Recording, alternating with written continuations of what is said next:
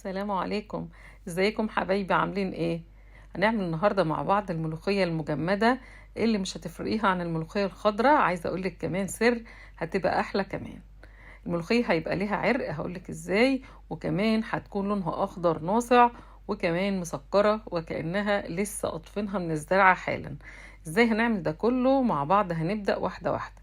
هاتي كيس ملوخيه مجمده وسيبيه يفك كده، بس ما يفكش على الاخر، يعني تكون لسه فيها كده سقوعة جامدة جدا. احسن نوع ملوخية انا بحبه هي ملوخية بسمة، ولو انت عندك نوع تاني مجرباه وبتحبيه يبقى تمام جدا. فضيتها في الحلة اللي انا هعمل فيها الملوخية على طول. عندي شوربة على النار بتغلي، ودلوقتي هحط عليها مكعب مرق دجاج او مرق لحمة او مرق خضار زي ما انت عايزة. مهم جدا مكعب المرق على الملوخية. حطيت كمان نص معلقة سكر، هي دي اللي هتسكر الملوخية وتخليها طعم الخضرة واحلى كمان. حطيت معلقة الا ربع من الكزبرة الناشفة ومعلقة الا ربع من الثوم المفروم، يعني حوالي 4 فصوص مثلا من الثوم. هقلب كده بالمضرب كل الحاجات دي مع بعضها، وكده حولناها الملوخية خضرة لسه مخرطينها حالا. تعالوا بقى نحطها على النار. عندي شوربة لحمة، شوربة فراخ.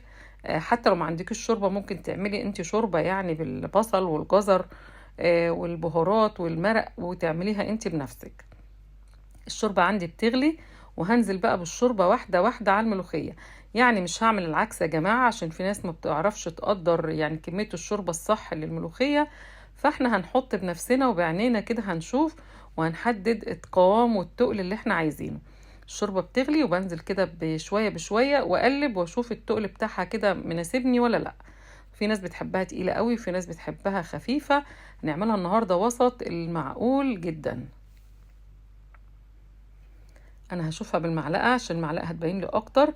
طبعا هي كده لسه يعني ما غليتش، والملوخيه يا جماعه ما بتغليش على النار خالص، مجرد تبدا تكون ناويه تغلي بس كده.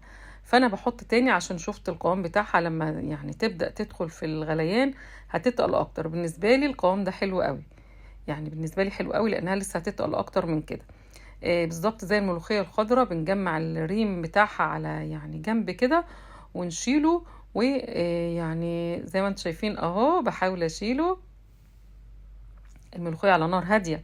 النار عمري ما بعليها على الملوخية ابدا، ممنوع نعلي النار على الملوخية ولا نخليها تقعد تغلي. لو غليت معاك الملوخية غلوتين 3 4 اعرفي انها هتسقط منك في الحلة، ولونها كمان مش هيبقى اخضر.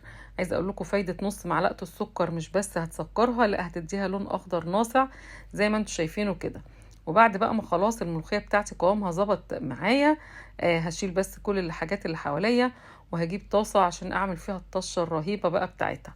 حطيت معلقة سمنة على شوية زيت، جبت معلقة توم كده حوالي نص راس توم مثلا، وحطيتها في السمنة. والنار طبعا عندي عالية عادي، انا عايزة اعمل الطشة الرهيبة. طشة عشان تطش بجد يا جماعة وطعمها يبقى حلو، كتري السمنة اللي انت حطاها عليها عشان تديك الطشة بتبقى من السمنة السخنة على الملوخية السخنة. لما الاتنين يكونوا سخنين مع بعض هتديكي طشة وريحة وطعم جميل للملوخية. وزي ما انتم شايفين انا لسه ما حطيتش الكزبره الناشفه، ما بحطهاش في البدايه، بحطها في النص كده زي دلوقتي. كتري بقى الكزبره الناشفه، ويا ريت تكوني لسه طحناها طازه عشان ريحتها تبقى جميله كده ومفحفحه. وبعد كده ببدأ يعني اقلب على طول، ويعني مش عايزة الطشة تاخد لون غير ذهبي فاتح جدا، يعني اول ما تدخل تاخد لون ذهبي فاتح خلاص بشيلها. لو الطشة بتاعتك اغمقت منك وخدت لون غامق هتمرر معاكي الملوخية، فخدي بالك جدا وتكوني واقفة قدامها. بعد ما الطشة بتاعتي اخدت اللون ده، اللون ده حلو جدا تمام كده، مش عايزة اكتر من كده. ههدي النار تاني اهو، وهجيب حلة الملوخية بتاعتي اللي هي دوبك دخلت في الغليان، وهقلبها اهو. شايفين ما سقطتش خالص وكمان ليها عرق.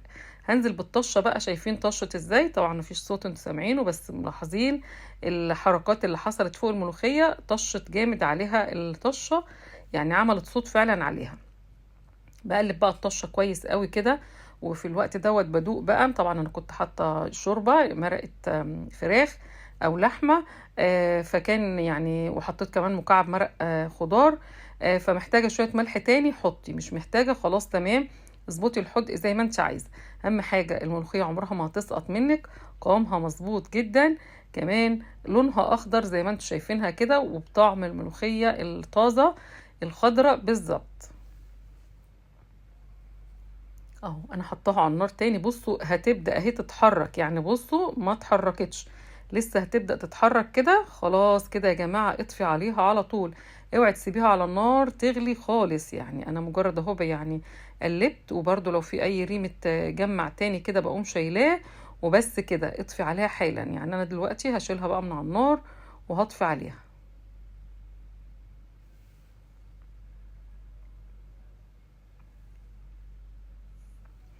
انا هنا كنت بظبط الملح بتاعها قبل ما اطفي عليها، وكده كده النار بتاعتي هاديه وهي مش هتقعد تغلي على النار. وحطيت شويه ملح تاني اللي عايزاها تبقى تظبط معايا في الطعم. والقوام اهو زي ما انتم شايفينه خلاص كده تمام. الملوخيه بتاعتي اصبحت جاهزه.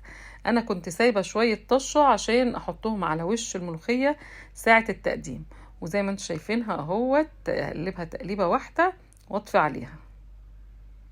انا بحاول اشيل اي ريم يعني محطوط فوقيها عشان اللون بتاعها يظهر، وعشان كمان الريم ده لازم يتشال.